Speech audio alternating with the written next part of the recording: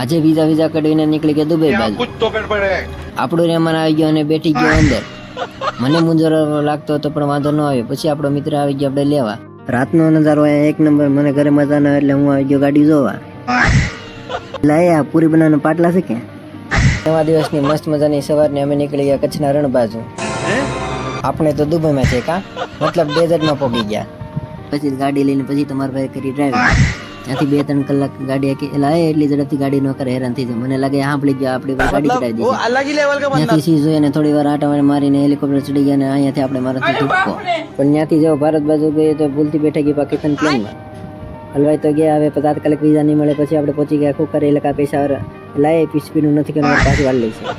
ભૂલથી ઊંચી જગ્યાએ પગ મુકાઈ ગયો હોય. અહીં ગમે એરિયામાં જાવ એટલે આવું ચાલતું. મેં કીધું કે હારો આપણે પ્રોગ્રામ જોવા જાય, પણ ત્યાં પણ હાથમાં બંદૂક હતી. ક્યાં તારું કઈ લઈ લીધું?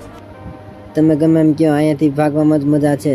માણ કરીને બોર્ડર પર હવે આપણી ટ્રેન આવી ગઈ હતી. ઘણા હવે કહે છે કે એડિટિંગ છે. હા એડિટિંગ છે, ફોલો કરતા ભૂલતા.